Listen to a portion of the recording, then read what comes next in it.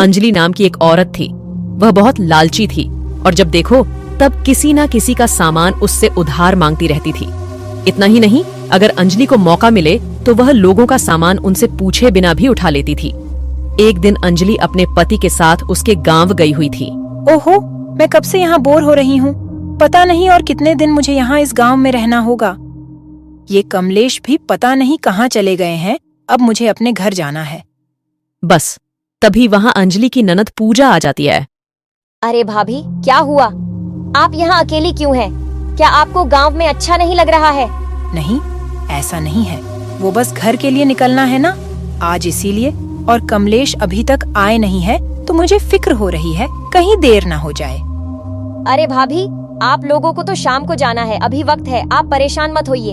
एक काम करते हैं, जब तक भैया आते हैं चलिए मैं आपको एक मजेदार जगह घुमा कर लाती हूँ। मजेदार जगह पर कहाँ? अरे चलिए ना, चलकर आपको सब कुछ पता चल जाएगा। फिर पूजा अंजलि को खींचकर अपने साथ ले जाती है। वो दोनों किसी सुनसान से खंडर के पास पहुंच जाते हैं। अरे पूजा, ये तुम मुझे कहाँ ले आई हो? ये तो कोई अजीब सा खंडर है, मुझे यहाँ डर लग रहा है। अरे भाभी, डरिए मत, ये तो बहुत अच्छी जगह है। सुना है यहाँ एक चुड़ैल भी रहती है। क्या चुड़ैल? तुम पागल हो गई हो क्या पूजा? अगर यहाँ चुड़ैल है तो मुझे यहाँ क्यों लेकर आई हो? अरे बाप रे, मैं तो यहाँ से भाग रही हूँ, तुम्हें रुकना है तो रुको। इतना कहकर अंजलि वहाँ से भागने लग जाती है, लेकिन उसके पैर के नीचे कुछ आता है और उसे चुभ जाता है। आह, अरे बहुत जोर की लग गई। ये क्या है? अंजलि ने देखा कि 2 सोने के कंगन उसके पैर के पास थे। अरे वाह, ये तो कितने सुंदर कंगन है। पूजा पीछे से दौड़ कर आती है और अंजलि जल्दी से कंगन छुपा लेती है। क्या हुआ भाभी, आप ठीक तो है? क्या चुभा आपको? अरे अरे, कुछ नहीं हुआ, बस एक कांटा चुभ गया था और कुछ नहीं। चलो अब घर चलते हैं। अंजलि और पूजा दोनों घर वापस आ जाते हैं और थोड़ी देर बाद अंजलि अपने पति के साथ शहर के लिए निकल जाते हैं। घर पहुंचने के बाद जब अंजलि और कमलेश अपने कमरे में बैठे रहते हैं, तब अंजलि को अचानक से ऐसा लगा कि उसके पीछे कोई बैठा है। वह पीछे मुड़कर देखने लगी। क्या हुआ अंजलि, क्या बात है? पीछे क्यों देख रही हो बार बार? अरे मुझे ऐसा लगा कि मेरे पीछे कोई है, लेकिन यहाँ तो कोई नहीं है। जरूर कोई भूत या चुड़ैल होगी, उसे बैठने दो आराम से। कमलेश सोने चला जाता है, मगर अंजलि को नींद नहीं आती और कमलेश के सोते ही वो चुपके से उठकर अपने कंगन निकालती है। वाह वाह, कितने सुंदर कंगन है। इसे तो जितनी बार देखो उतनी बार एक अलग ही सुकून मिलती है। चलो अच्छा है, गांव जाने से आखिर कुछ तो फायदा हुआ। अंजलि उस कंगन को वापस से छुपाकर सोने चली जाती है। अगले दिन कमलेश काम पर चला जाता है। चलो आखिर सारा काम खत्म हो गया, अब मैं जरा आराम कर लेती हूँ। अंजलि जैसे ही अपने कमरे में जाती है, वह एकदम हैरान रह जाती है। कमरे का सारा सामान इधर उधर बिखरा हुआ था। अरे ये सब कैसे हुआ? लगता है जल्दीबाजी में कमलेश ने ऐसा किया है। पता नहीं क्या खोज रहे थे वो। आने दो, आज उन्हें अच्छी खबर लूंगी।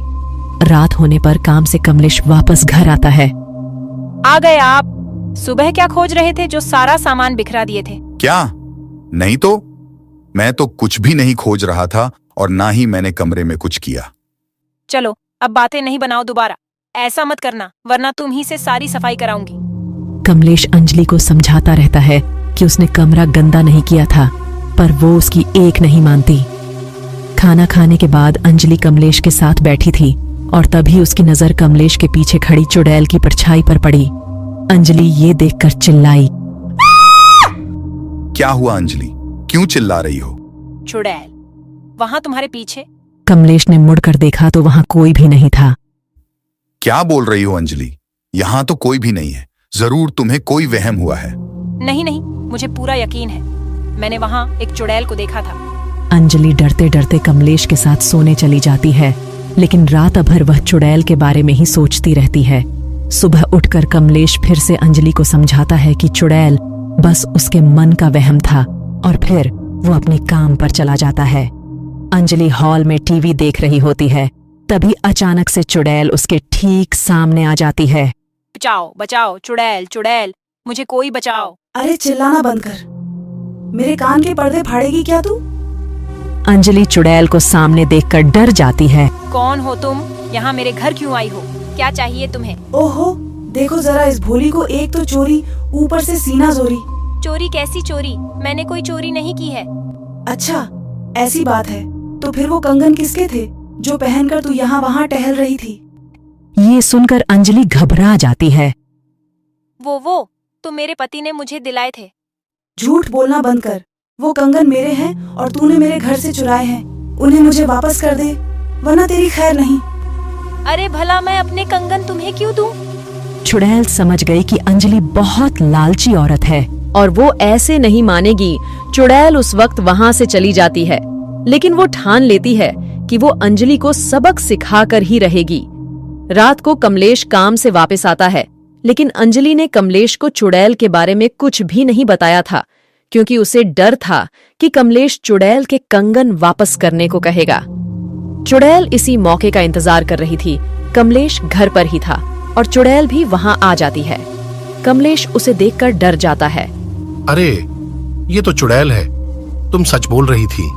हाँ, इसे जल्दी से भगा दो इसे कमलेश। तेरी इतनी हिम्मत, झूठ पे झूठ बोली जा रही है। ये मेरे कंगन है, मुझे मेरा कंगन वापस चाहिए। तू मेरे कंगन पहनकर घूम रही है, और वो भी मेरे मना करने के बाद भी। चुड़ैल अंजलि को गुस्से में हवा में उड़ाने लगती है और ये सब देखकर कमलेश बहुत डर जाता है। चुड़ैल जी, मेरी बीवी को छोड़ दीजिए। मैं आपसे माफी मांगता हूँ। मैं आपको आपके कंगन तुरंत लौटा दूंगा। उसे बस तुरंत उतार दीजिए। अरे पागल औरत, मैंने तुम्हें कितनी बार मना किया है कि दूसरों का सामान उठाना बंद कर दो, और इस बार तो तुमने हद ही कर दी। चुड़ैल का सामान उठा लाई।